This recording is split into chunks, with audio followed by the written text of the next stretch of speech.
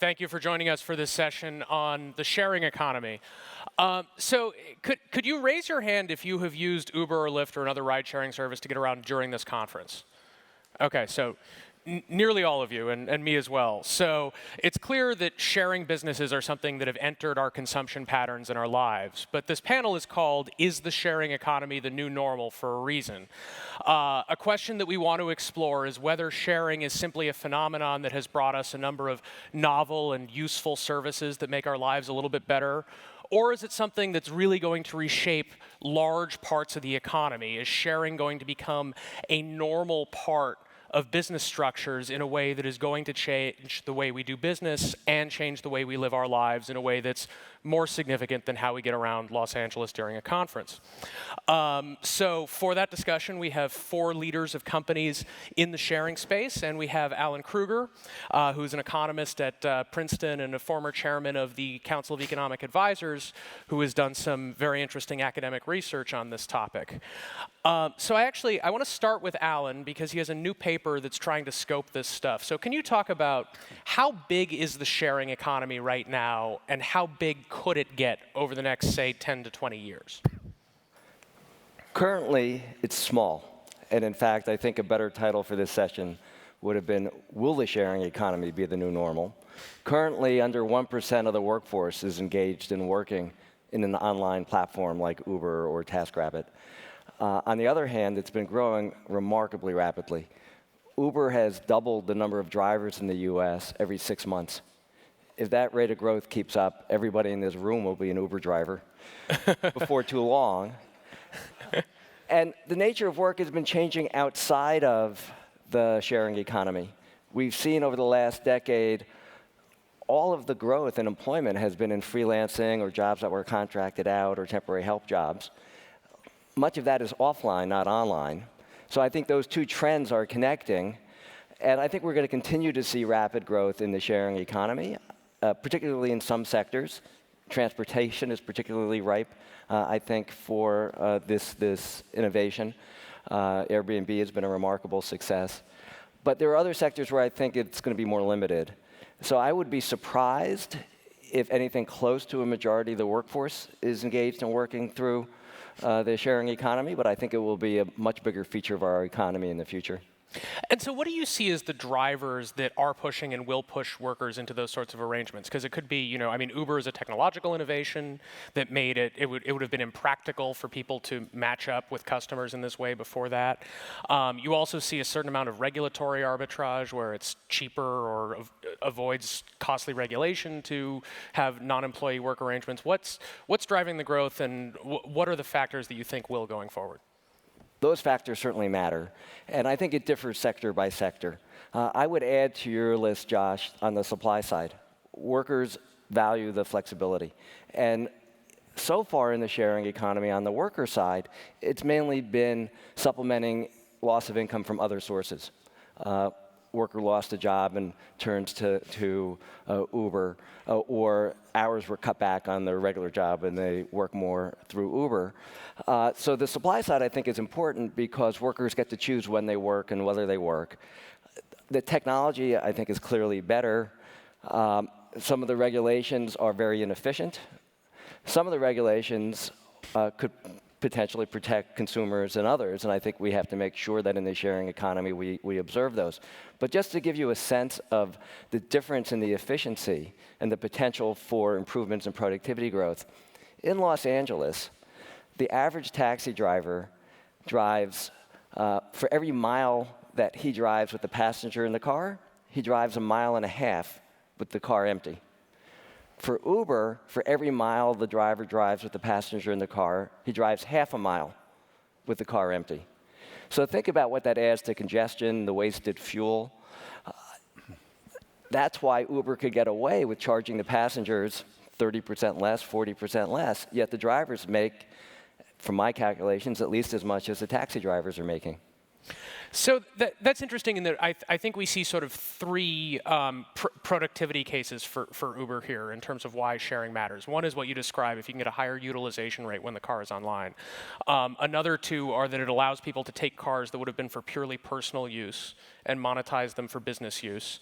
And a third is that it allows people to use hours that would not have been saleable into a full-time job because of a need of flexibility or regularity, so it's labor that would otherwise be unavailable. So with that, I want to turn to the four business leaders on our panel to talk about what the sharing proposition is with your company. So first, if you could briefly describe what it is that your company does. In each case, these are companies providing services that are analogs to services we already got through a non-sharing approach. So why does sharing matter for your business model? Why does it allow you to be better or more efficient or otherwise? Why is this better for customers than a non-sharing approach? I want to start with Kenny Dichter, who is the founder and CEO of Wheels Up, which is a jet sharing company. Well, first off, I have to disclose with the Princeton professor there who's got a great thesis, being the low SAT, low GPA CEO on the board, I just wanted to disclose that to the room. Yeah. But what's important in our space is the private aviation pyramid, by the way, started by Orville and Wilbur Wright, December 17, 1903. That was whole plane ownership. Richard Santulli created fractional ownership in 1986. We created something called the Marquee Jet Card, which broadened the base of the addressable market. What we're working on today is a membership model. And again, I'm looking more to Costco, I'm looking to Netflix, I'm looking to Amazon Prime as you can subscribe. And the addressable market here is about 1.5 million people. And where there's a real sharing economy element to our business is utility. How many empty seats happen when private jets fly? And if there were a way that people that wouldn't necessarily be able to, from an economic perspective, fly privately as a lead passenger themselves, how many could swing $500 an hour per seat? And what would that do to utility?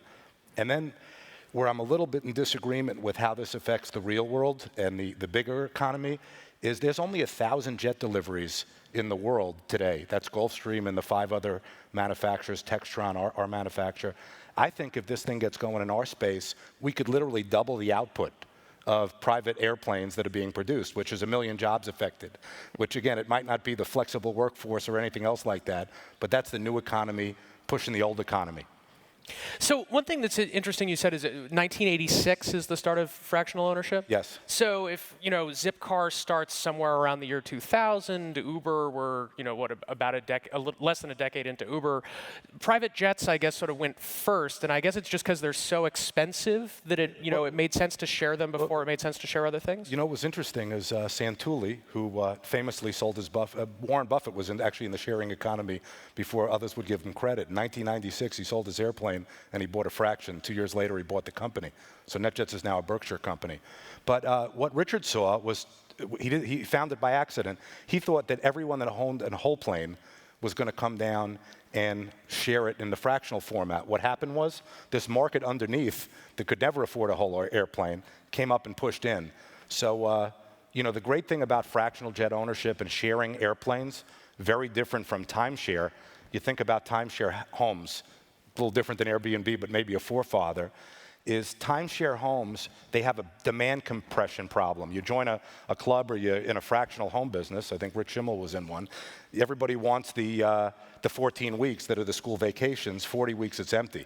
That's the problem with that because the stay is 7 days. In airplanes, 2 hours is the average flight. A lot of people could share an asset like cars. And that's why fractional became so effective. You could join as a fractional member, and you could have access to the airplane 24/7, 365. So why would you own it?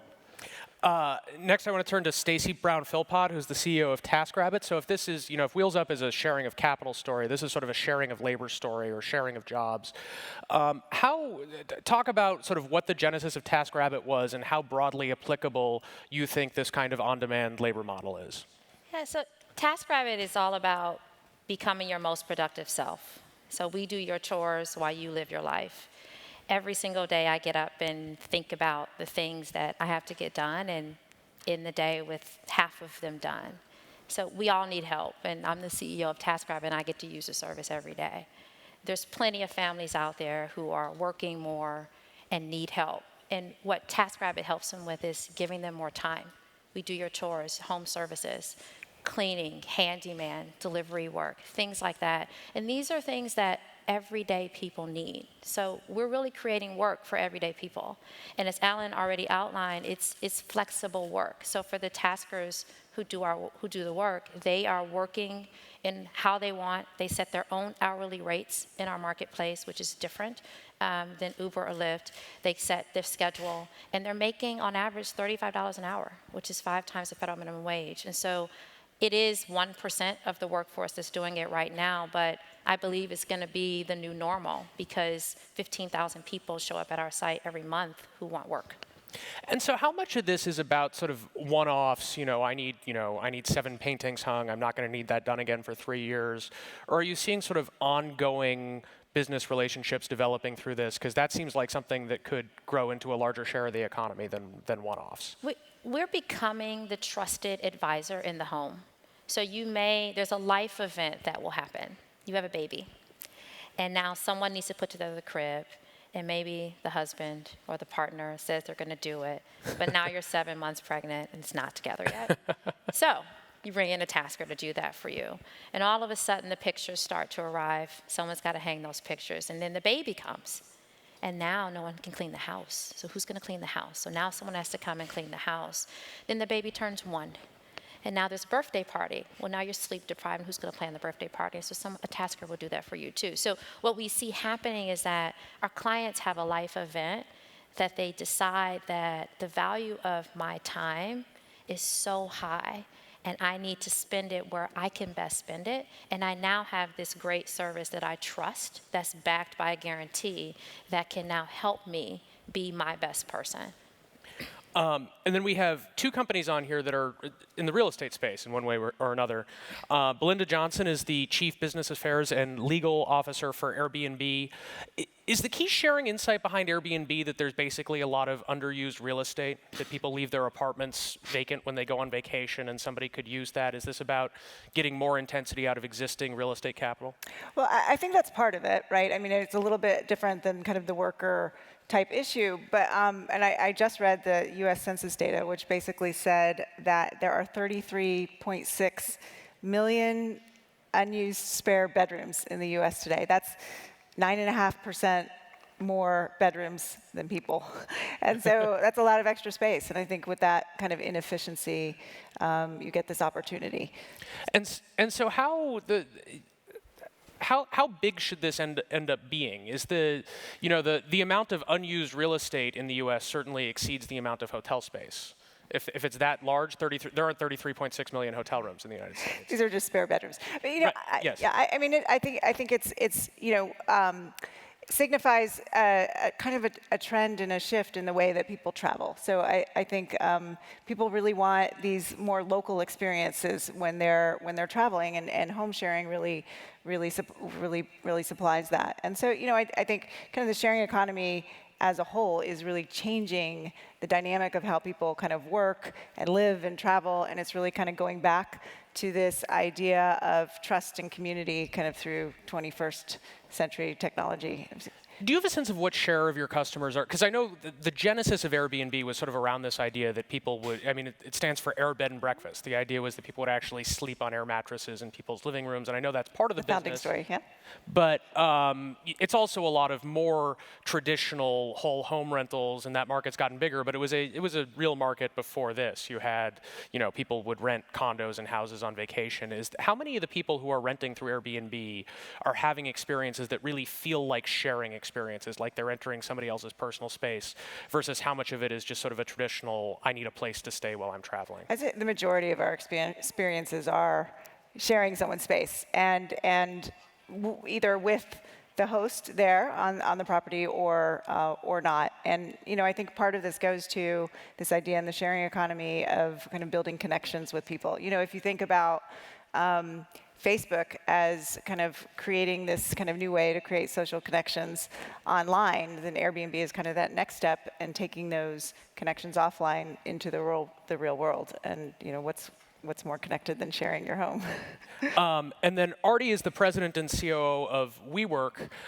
So can you tell us a little bit about WeWork, and then also about who the target customer is for this? Because I know the way I thought about it before learning a little more about the business was that, like, if you have a startup company and you have 8 employees and you think you might have 20 employees in 6 months, and you need basically a starter office with lots of flexibility, this would be useful for you. But I think you have a case that there's a much broader use case for it than that. Sure. First, thanks for having us on the panel. Happy to be here. Maybe if I just get a show of hands of how many people in the room have actually been in a WeWork. Nice. Okay. Well, let me give a little bit of color to sort of people who haven't been to one. And what I like to sort of call WeWork is sort of programming for real estate. I think there's this misconception at times, and you were able to visit our offices last week and sort of see that we're not what I would call a real estate company. We're a product and programming layer that we sort of layer on top of real estate that really brings these buildings to life. And we do that in sort of 2 ways that you would sort of say are sharing economy related. One is from a pure utility standpoint, we really provide access to what I would sort of say Class A, Class B buildings that companies may not otherwise be able to get, just given they don't want to sign commitments and guarantees and deal with the build-out costs. So we can provide that function. But I think the real magic to WeWork is the communities of the locations. And what you see when you get there is really an energy and a culture of the different members in WeWork. They're working together. We have a lot of buildings where over 50% of the members are working together and doing business together in any given month. And that's really where they're growing their businesses together. And so, what's been very interesting, to me is as we've grown, it becomes easier and easier for us to sort of open buildings in the city because the brand grows, more people are in WeWorks, they see that it is a place to come into and have a community that they can grow their business, that they can meet sort of other members of the community. So, LA at this point is our 3rd largest city. We have 10 buildings in LA, and it'll just continue to sort of grow virally because more and more people get to experience what it is to work in a WeWork. And, interestingly, I would say the model has now sort of had 2 shifts in it. One is we have begun to do more work with larger enterprises. So over the last few weeks, and months, we've done deals with, GE, Facebook, Merck, KPMG, McKinsey. We're sort of seeing WeWork not only as a great value proposition, but really a place where their employees can come into a more vibrant workplace that they're otherwise used to working in. And we're actually, one of the things we're most proud about is the amount of mentions we're seeing of WeWork on job referral boards, where people are sort of saying, our business is located, in this WeWork location, it's being used as a recruiting tool. The second, pivot we've made in the model is we've opened up 2 We Lives over the last few weeks. And that's really just sort of a natural extension of the community where, we've crossed 50,000 physical members in WeWork, 5,000 virtual members. And it was always a view of, okay, the natural extension is people need a place to live and how they're working together, they're going to be used to living together. So we've opened one at 110 Wall Street, one in Crystal City, and encourage people to come and visit and see it. It's pretty cool, to put it mildly. And so I think, like with Airbnb, there's a story here about taking existing real estate capital and making it more productive. It's something I appreciated when I came and saw the layout in your headquarters in New York, which is that basically you found a way to get more workers per square foot than you would have in a typical office space. And so, or especially in a typical office space that is subdivided for relatively small companies. Can you talk a little bit about that? And sure, I think yeah. If you, went back, 10 years ago, buildings were probably office towers were being built for 250 square foot a person. Over the last decade, I think that has sort of moved to about 150 square feet per person. We build, depending on the city and location, 50 to 60 square feet per person. And that, as I would sort of say, is the utility aspect of it. But as you saw last week, we have common areas and programming and an experience layer that actually makes it a more vibrant, more energetic place to be. So you can focus on that particular metric, but I actually view that metric as part of the secret sauce of creating the magic of WeWork. But to be clear, you really need to add the experience layer to it, because I think lots of different companies could go and sort of say, we'll try to replicate that. It's hard to replicate the community, it's hard to replicate the experience layer, and it's hard to replicate the programming aspect of the space.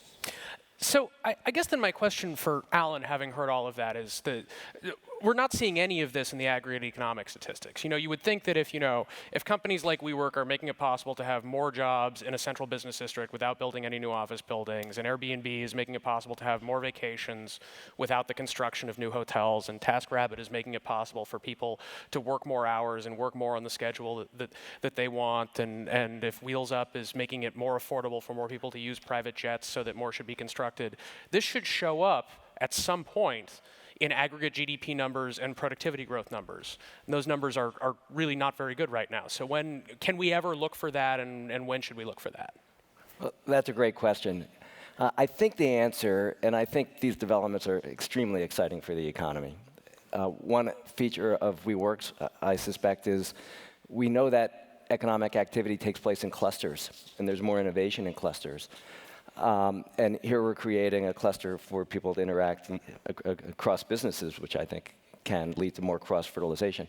But I think we have to keep it in perspective. We have a $17 trillion economy. You add all of this up, and you're well under $1 trillion. So even with better utilization of resources in this emerging sector, it's going to take a long time before it's driving our productivity numbers. And our productivity numbers, as you alluded, have been dismal. The last 5 years, productivity growth has been 0.3% a year. So we know from the information revolution that it takes time for new innovations to lead to productivity growth. Hopefully this will reach a scale where it does lead to faster productivity growth.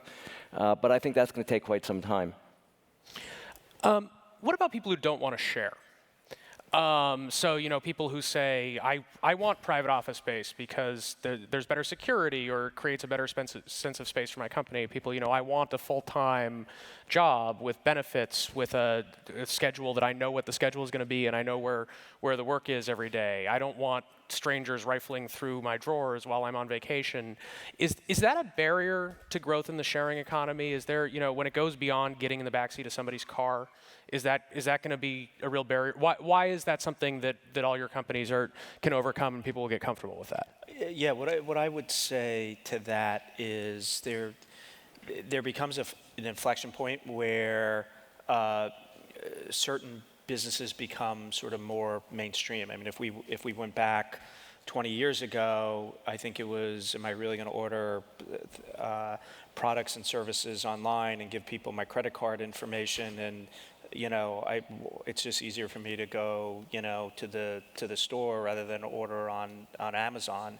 And I think, what becomes very clear in the sharing economy is, to me, with the sharing economy, one of the things it really does is it puts money back in people's pockets, and it eliminates waste. And those, I have to, if you're sort of a rational economic person, I think that's a very good thing. And I think every sort of, company on this stage is, it's putting in the users, they're either giving time back, or they're giving money back to people, or they're creating jobs, or they're eliminating waste. And I think, frankly, as a society, the elimination of waste and becoming more productive is something that, we should all strive to do. And then I would just add to that, I think all the sharing economy companies are innovating in technology around how to build trust. So most have messaging and review systems that are elaborate so that there's that trust being built. So that if there are barriers to kind of sharing, that we over time kind of break those down. And so when you say that, that's what? That's ratings, that's insurance, what else is that? I think the review system is more than just ratings. Kind of it's the way we do it, for example, is you can't leave a review and then wait and see their review. Like, it has to happen simultaneously. And it's the kind of secured communication system, and there's some kind of verifications that can happen. I think people are innovating, different companies are innovating in this space, and so I think that's going to definitely help kind of open people's minds to the extent there are barriers. And Stacy, what about with, when you're hiring a TaskRabbit, you're hiring someone who's a stranger based on some, sort of a similar feedback mechanism. How has that developed over time? Yeah, so TaskRabbit's been around since 2008, which was when the worst recession of our time happened. And it was a function of people needing to get back to work. And so we've had 8 years to think about quality. So it's trust, but it's also quality. We spend a great deal of time making sure that every tasker in our marketplace is somebody who's qualified to do that particular work, who has gone through a vetting process, and who we've seen in person, and we've met that person, so we know that we can say you exist and you're a good person, and we do a little grandmother test. I want my grandmother to sort of see this person come in. So we spend a lot of time thinking about quality, and it's changed. I mean, 5 years ago, I don't think any of us in this room would have trusted our 16-year-old daughter getting in a car with a stranger. But now we send them all over the place to activities so we don't have to take them. And so it's changed. The trust has changed, and the industry has changed, and people are more accepting and more trusting of each other. But they're only doing it because we've created a high-quality group of people who actually care a lot about their jobs, probably more than the full-time jobs that they have, particularly on TaskRabbit. So they're shifting their work from the full-time job because I'm doing something that's fulfilling to me, that's exciting to me. I'm a micro-entrepreneur, and I'm going to show up every day. Our taskers call the people they work with their clients. These are my clients. And they may only see them once. You may see them 100 times, but it doesn't matter. That's a client to them, and that experience matters. They don't work for us. They're independent contractors, but they treat it like a business and like a client. And so that quality, I think, is what's changing this industry and making it more normal. I think there's something larger at play across the whole panel, and the shared economy, whether it's part of or there's a shift, the experience economy.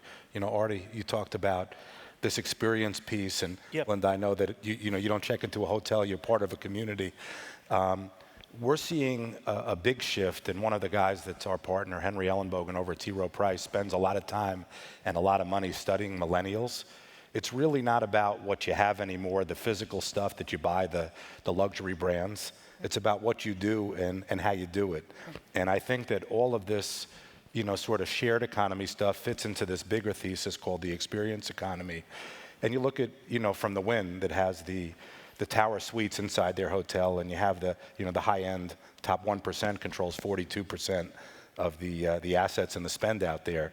There's a lot of this going on that's a shift to experiential. Broadway had a record year. Live Nation had a record year. People are assembling even though they're doing things on their smartphones. So one thing about the private jet sharing that you're doing is it's actually kind of semi-private jets now, right? You know what's funny? We have ESP. I was going to say semi-private jet. I never said that before.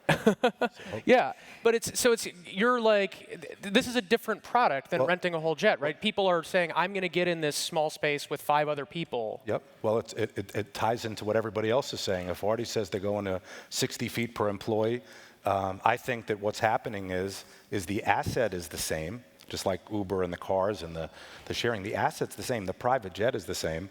But the way people are populating it semi-privately, that's the difference. And again, you avoid TSA in the way we're going through airports. The shoes are on. And I think that people are much more willing to. And again, I think this is a bigger thought or a bigger theme here, which is the experience economy and how millennials, and I like to consider myself, and I think most of the folks up here are super millennials, which are a little bit older people that act like millennials. So sharing businesses have excited people a lot, but they've also encountered a fair amount of resistance in certain places and regulatory resistance that can be a threat to some of the business models. And I want to touch on two of those areas. First, I want to talk about labor regulation, concerns that have appeared most prominently around Uber, about whether Uber's drivers are really independent contractors or whether they should be classified as employees. And then also, beyond just the question of compliance with the current laws, whether our regulations sufficiently protect workers in non-full-time, non-traditional employment structures. I know, Alan, you have a paper with some proposals on this, but basically, how should we think about labor in the sharing economy, how the rules apply, and how the rules ought to apply? I think many of these new business models fall in the gray area. I don't think they've moved to this model to avoid the labor law. We do have a lot of misclassification in the old economy. I think we need to be vigilant in making sure that employers don't misclassify workers to avoid paying Social Security contributions, workers' compensation insurance, and so on. But I think it's different when it comes to Uber or Lyft. I'll let Stacy speak for TaskRabbit. And our legal system is not up to this new development. So these workers very much fall in a gray area, where they have many aspects of independent contractors. They choose whether to work, when to work, where to work. They use their own equipment. They are their own boss. On the other hand, they can't set their own fee, at least for Uber. They have to follow the fees that Uber is using. And Uber has some amount of supervision, not as much as a traditional employer, but they can disqualify someone from using the platform, for example. And our legal system is not prepared for a gray area. We have this bipolar system where an worker is an employee with a lot of benefits and protections, or an independent contractor who has to negotiate his or her own social compact. And I think where we are is very inefficient because it's being litigated. Judges are saying, give us more advice, give us more instructions. These workers fall in a gray area. And I think we can do a lot better. For one thing, I think right now, the main beneficiaries of the system has been the lawyers. Uber and Lyft have just settled in California in an action, I think it was under the Fair Labor Standards Act, where the workers were left as independent contractors. Uber and Lyft made some small tweaks to their business model, and the lawyers representing the class action suit made out much better than the workers. So what I've proposed, together with Seth Harris, who was acting labor secretary for a time, is a new category of worker, which better describes what these workers are doing. We call them independent workers. And independent workers would receive the protections that traditional employees receive, the ones that make sense. For example, civil rights protections. Independent contractors can be discriminated against. The law doesn't protect them. So we would bring them under protection of Title VII of the Civil Rights Act. We would require the intermediary to make a contribution like an employer does for Social Security and Medicare. We would allow the employer to do tax withholding. Right now, the system is very inefficient where the independent contractors have to keep track of their payments and of their expenses and so on. We would not, however, require, say, overtime, time and a half for working over 40 hours a week, because these are workers who are setting their own schedules. They don't need to be protected, since it's in their discretion not to work over 40 hours a week. Another point I would make is right now many of the intermediaries would like to provide some benefits, like life insurance, to the workers. They could buy those benefits more cost effectively because of their size and their pooling advantages, but they don't do it because that raises the likelihood they'll be classified as employers. So that's clearly an inefficient system. And the lowest hanging fruit is to say we should give a carve out for these companies to provide portable benefits. And I think that goes part of the way, but I think that still leaves a big gap. And we would like to set up a system where companies are choosing the model that makes the most sense for their business, and they're not rearranging their work to take advantage of loopholes in the law that get them to reclassify their workers. So we proposed a set of benefits and legal protections that would make, from the standpoint of an employer, would make it neutral between shifting their workers to independent workers to from employees. You know, one last thing I'll mention, Josh, which connects to the last question you raised, are there barriers? On the company side, there are benefits from having employees. You can direct employees. You can supervise them. You don't have to use the market to set contracts for them to do certain things, and that's why we have 85 million workers in the US, or 85% of the workforce, over, say, 120 million workers who are traditional employees. I think that will always be the case. I think employers will always find that there's a benefit, but I think the core set of employees will probably shrink over time.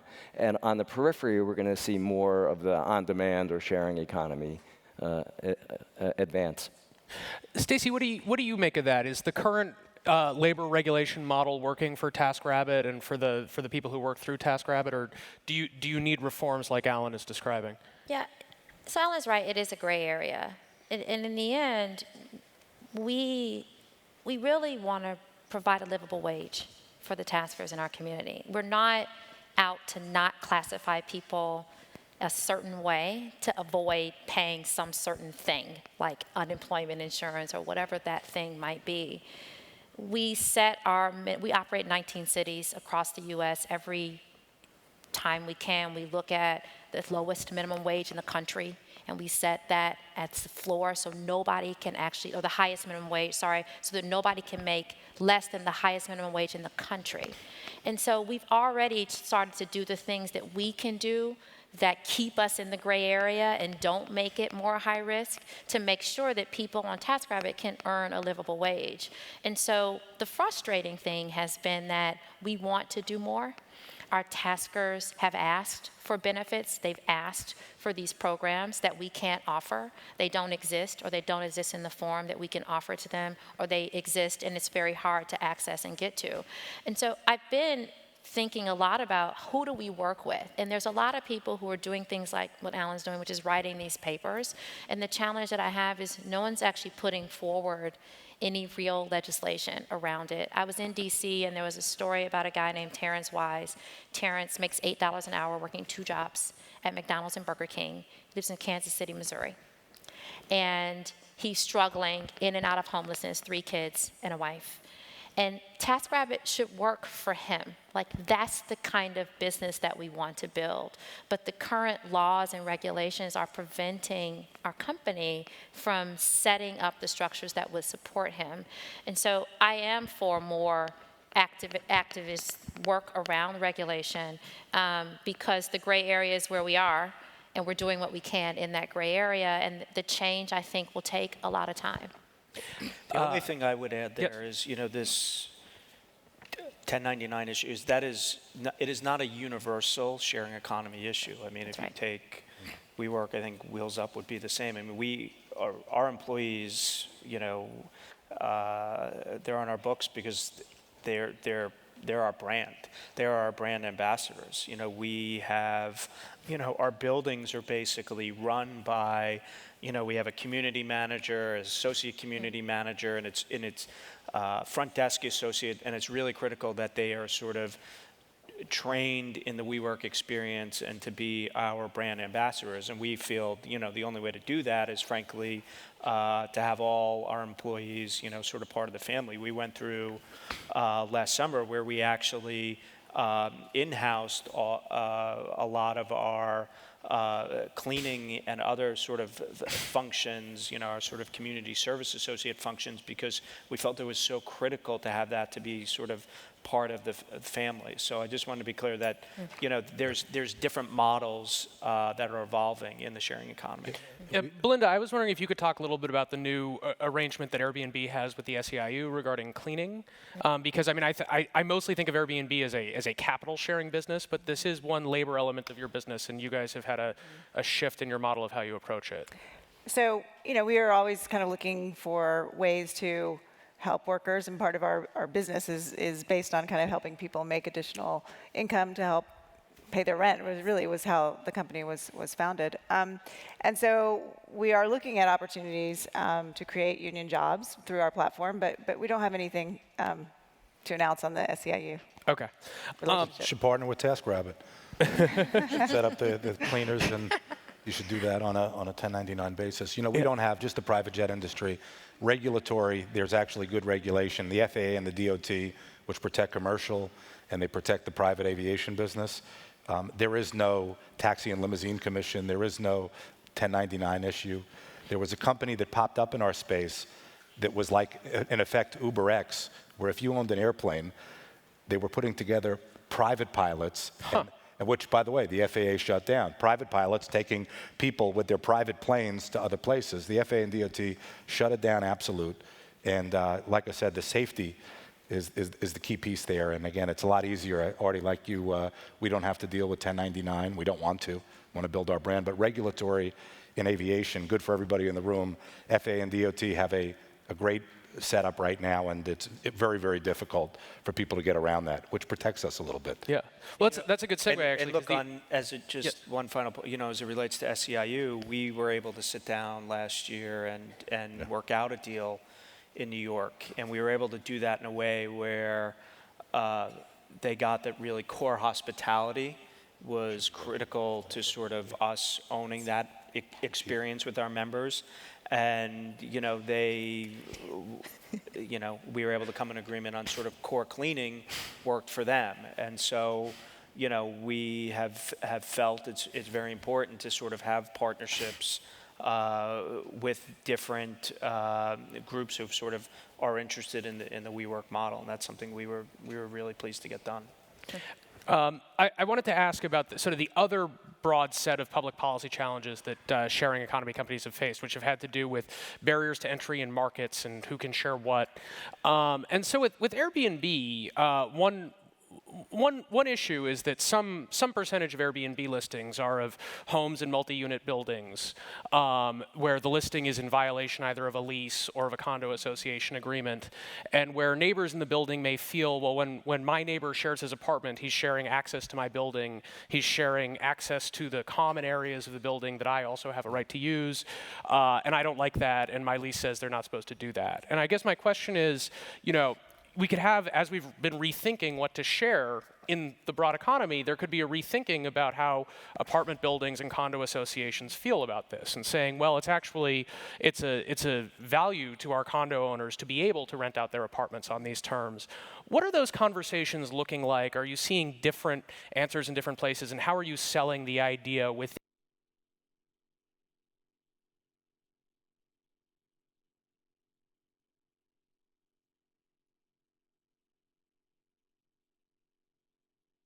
spending time kind of understanding what the concerns are, and also really education around kind of the type of activity that's happening. And so, you know, a few things. This neighbor issue, trying to figure out a way to give people an outlet to kind of raise concerns if they have them. So we launched a beta in Tokyo recently on a neighbor tool so that people in buildings, if that's the case, can reach out directly to Airbnb, and we can try and address any concerns that they have. We've also launched host protection insurance program, which would also include coverage for HOAs and landlords as additional insureds, and just getting that feedback from landlords what the concerns are around, you know, sometimes transparency. And we think these are all solvable issues. And then, Artie, how is, you know, as you move into We Live, sharing your office space is different from sharing your living space. What are you finding in terms of, you know, interest/resistance to that? I'm sure some people are like, well, I'm happy to see people from other companies around the break room, but I don't know if I want to see them around my living room. You should come see We Live. I think you might come to a different conclusion. You know, WeWork is really it's a lifestyle. It's a lifestyle brand. You know, you're choosing to work differently. You're choosing to work in a more communal way. I mentioned some of the larger companies who are starting to say, you know what, these models that we've had for years are different. I mean, GE has moved into WeWork in Boston. similarly, on the living side, I think people are saying, there's a community aspect to WeWork that has really been attractive to me. And if I could replicate that in my living and have WeLive, frankly, take care of, we provide the furniture, we provide the cable, we provide the linens, we make it very seamless. We don't, require, that you earn 40 times your rent. We don't require a guarantee maybe from your parents and things like that. We offer month-to-month solutions. And so there is flexibility that comes with the model. And that's certainly an attractive box to check, but there's also, a real community aspect to it that when, on your way home, you can sort of see, okay, who's in the movie room and who's in the lounge and who's at the bar and who's doing different things, and having a social layer. And as Kenny talked about, sort of the experience economy, people are, they're having greater experiences because of that. Artie, what would you do if somebody who lived in WeLive went away for a week to visit their parents and put it up on Airbnb?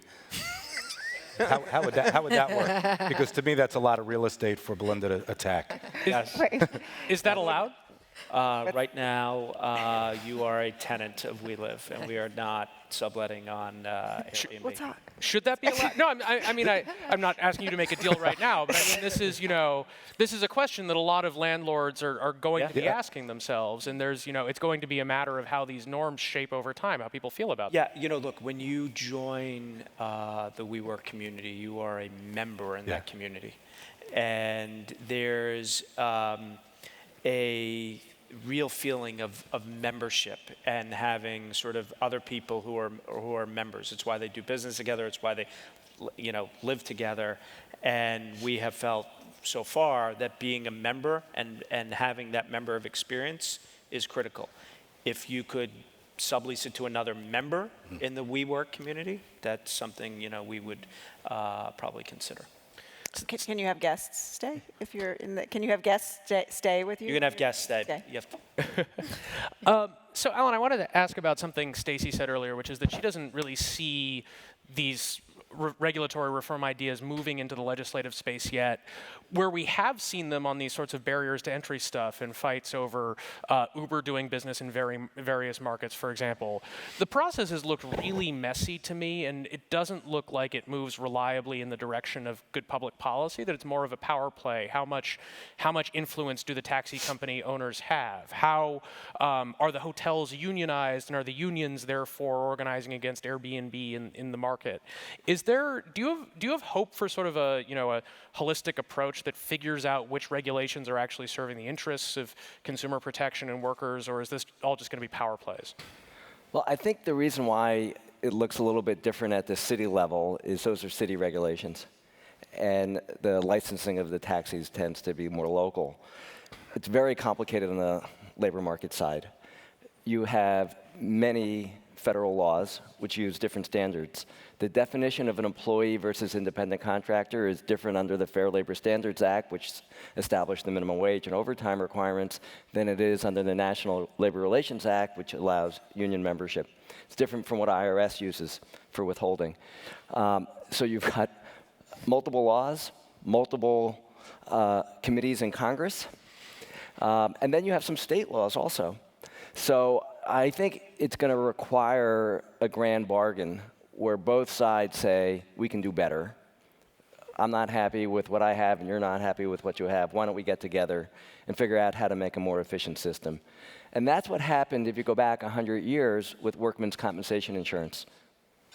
Insurance against workplace accidents or illness. We used to use the tort system. It became clear that was very inefficient. It wasn't in anyone's interest except for the lawyers, and that broke down. So I think the proposal I had was ahead of its time. Nobody was particularly happy with it, which Mark Warner told me was a mark of a good proposal, that we got the trade-offs just right. But I think it's going to be particularly difficult because it requires so many changes in the law. There are some simple things that can be done in the meantime, like a carve-out if you want to allow the workers to have some type of an association so that they can negotiate or have portable benefits. Then the last thing I'll say is some of the local regulations, licensing requirements are very inefficient. A quarter of all workers in the US are required to have a license to do their job. Now that makes a lot of sense for an airline pilot. It doesn't make so much sense for the person who washes my hair at the barber shop. I can wash my hair myself and I haven't had a problem. So one of the things that I think the sharing economy is doing is it's challenging these barriers. And I think it's important that that gets resolved because it is now coming down to who could build a coalition and bring some political pressure, but it is making us rethink those entry barriers, some of which make sense and many of which don't make sense. And I think that will ultimately be positive for the economy.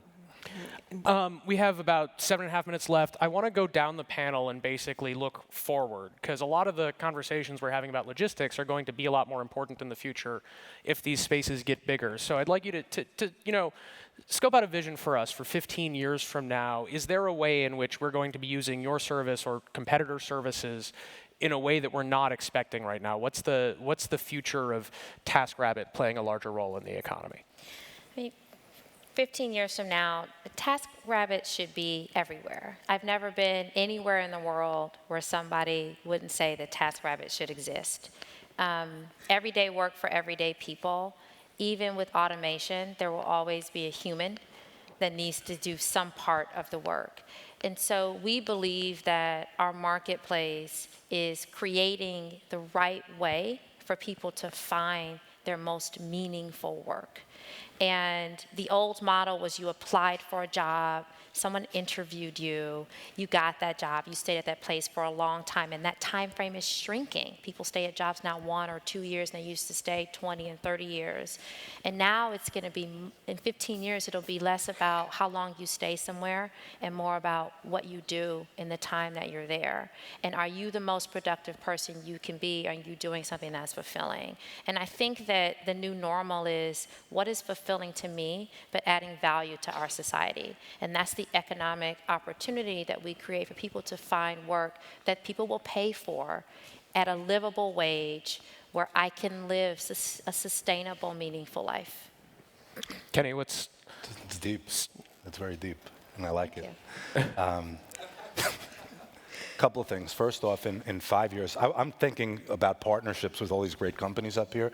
I'm wondering if we could figure out a rate. If I wanted to take a person who's employed by TaskRabbit and take them on an airplane with me, what kind of rate we would get, like almost an assistant. You could. They set their own hourly rates. So, okay, so we could actually do that. You bring someone with you on a business trip, Sure. and they're there right there, and you don't have to employ them full time. But 5 years from now, Wheels Up will be the largest private aviation company on the planet by number of members. We'll be at probably 10 or 12,000 of our corporate individuals, and we have a new tier of membership that opens it up even further called 8760, which allows people to do the ride sharing and the hot flights and all the shuttles and things like that bring the model down. I would say 10 or 15 years from now, my goal is, and the company's goal, is to take Wichita, Kansas, where Textron works, which is Cessna, Beechcraft, Hawker, Savannah. They make the Gulfstreams down there. There's only 5 OEMs, and 1,000 airplanes was the peak.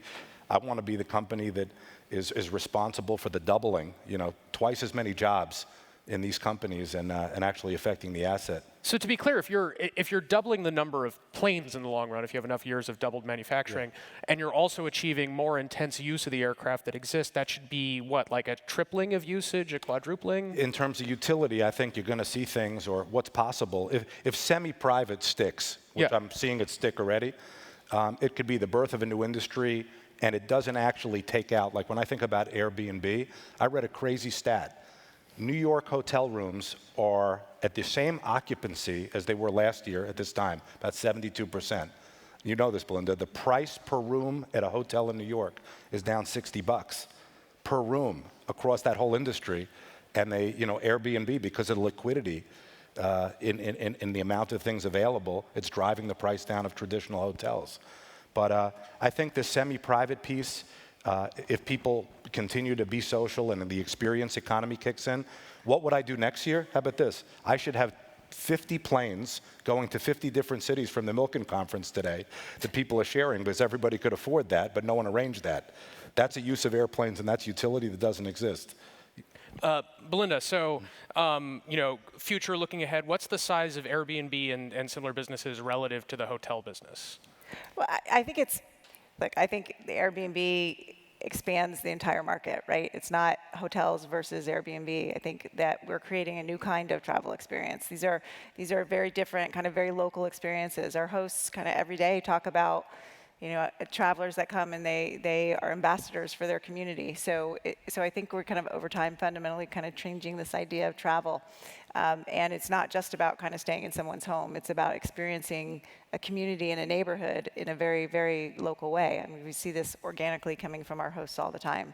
And I was actually just in Korea and doing a partnership with the government there about spreading tourism to kind of local or farm villages. Rural tourism is very important to them. So it's a different kind of travel. These are staying in people's mean boxes, what they're called, and it's a very kind of home sharing kind of in villages. And so there's all sorts of opportunities that just are really kind of very different from what a hotel offering is.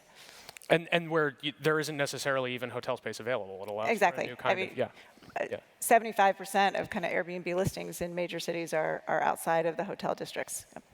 And Artie, are we going to see, is sort of office space as a service going to become a thing that is, in the way that companies contract out all sorts of services? Do you really think that this is going to go beyond the sort of a focus in, the startup space, that it's going to become a normal way to have a place for your workers to work?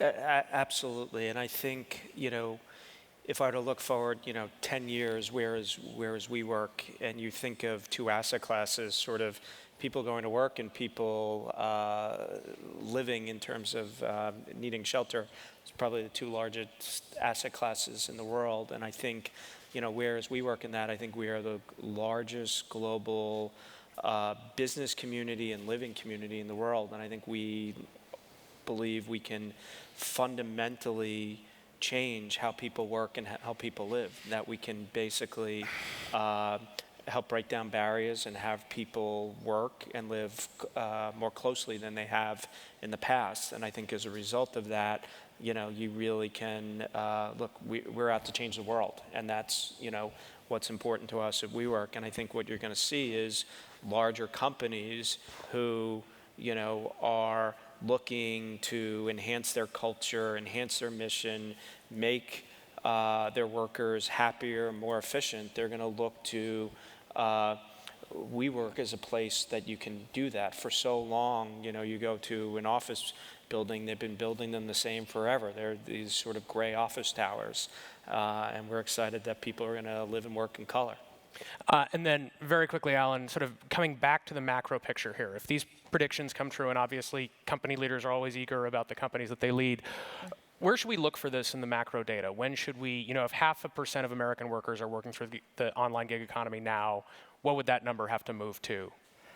I think for it to have, a noticeable effect on our productivity statistics, on our macroeconomic picture, it's going to have to rise to 5–10% of the economy. The tail can't wag the dog. So with 0.5% of the workforce doing this, even if they're twice as more efficient doing that as compared to the best alternative, it's not going to have a noticeable effect on the GDP statistics, on our deficit, and so on. But I think what we could see is the interconnections grow over time, and kind of the happy scenario is that this does evolve in a way in which it makes the economy more efficient on a macro scale. The less happy scenario is that it puts downward pressure on other parts of the economy that have supported workers and businesses for a long time. I would put more weight on the former because I think that's the way the economy tends to evolve. But it is, I think, very much on the one hand, on the other hand type of story. Great. Thank you so much. I want to thank everybody on the panel.